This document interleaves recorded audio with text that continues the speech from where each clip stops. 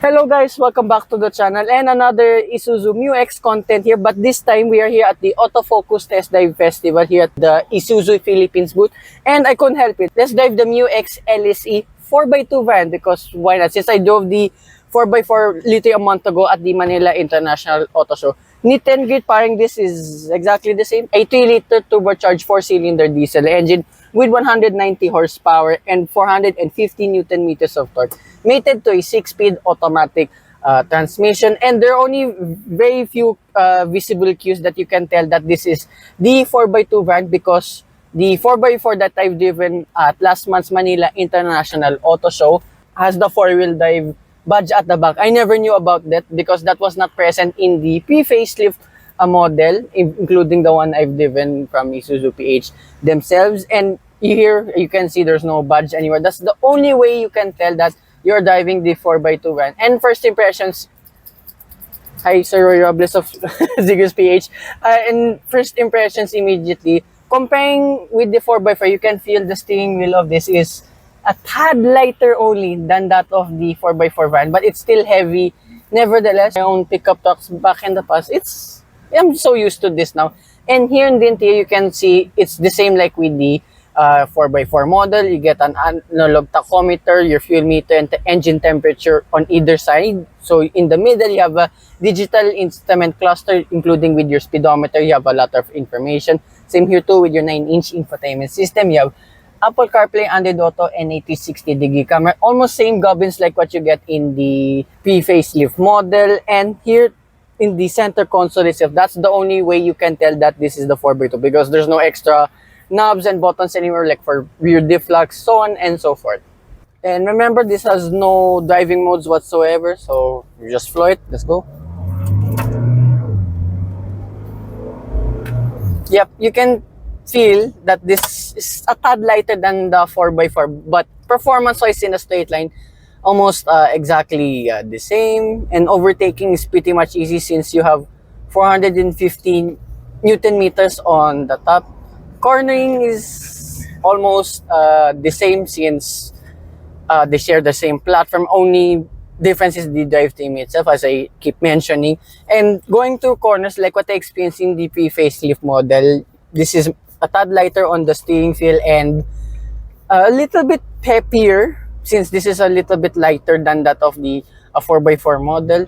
And what I praised to like before, this is kind of like an underrated PPV because for its price point, you get a lot for your money. As I mentioned, the adaptive cruise control stuff, which I demoed too perfectly in the pre-facelift model. Then for the infotainment system, at least you have Android Auto since I'm an Android user. It's a near perfect PPV, as I mentioned back in that review. And what else? Oh yeah, despite being a 4x2 model, I thought they were going to remove this. So here in the door card, you still retain the ambient lights. That's what I like. Then usually I just change it to red.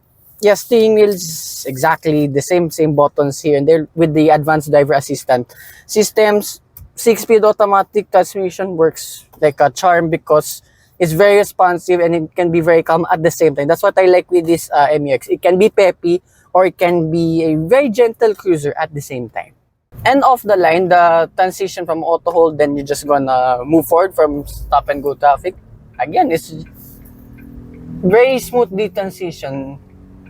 And then here, oh yeah, another thing that I get a lot in my Isuzu reviews. How's the ride of this compared to the 4x4? This one, yeah, you can feel a little bit of the stiffness still here and there. It's somewhat bouncy as demo now. I'll just go over this bump a little bit quicker so you can see on camera. Here's a jump. There you go. It's a little bit softer than that of the 4x4, but still, I'm kind of used to this ride already. It's like smack in the middle of its competition. I would say it's not too bad for what this is. And you get corner cameras too. I forgot all about that feature. I think this was an addition too for this model, if not mistaken. And here, U-turn test. Yeah, it's wide. I mean, expected in this category, but hey, at least it still gets the job done. And then timer on my time. Look how responsive if you're just using a regular 6-speed automatic transmission, and of course having 450 Newton meters on the top. It's really peppy. That's why I always say this Isuzu MU-X's are very underrated in terms of performance. And value for money too. And remember, the cost for all of this one stands at 2,320,000 pesos. So it's way less than that of the 2,670,000 of the 4x4 variant. So it's up to your preference if you want the 4x2 or if you want the security and you off-road a lot. Just go ahead and get the 4x4. But for me personally, I said that in my previous review, I'd get the 4x2 because it's already, again, a near perfect midsize SUV. And of course, it's in Isuzu. If there was an apocalypse now, I will get this MU-X because the engines of this reliability, which Isuzu are known for, they tend to have one of the most indestructible engines.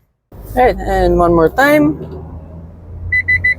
That's the forward collision warning, just doing its thing, which goes to show the testament of Isuzu's safety with all of their vehicles. Make sure it's just the top of the line model for obvious reasons. So yeah, that concludes my test day review of this Isuzu MU-X LS-E 4x2. It's a little bit of a mouthful. But again, I'd like to thank everyone here at Isuzu Philippines, here at the Autofocus Test Drive Festival. Now this is the real one more time. Whee!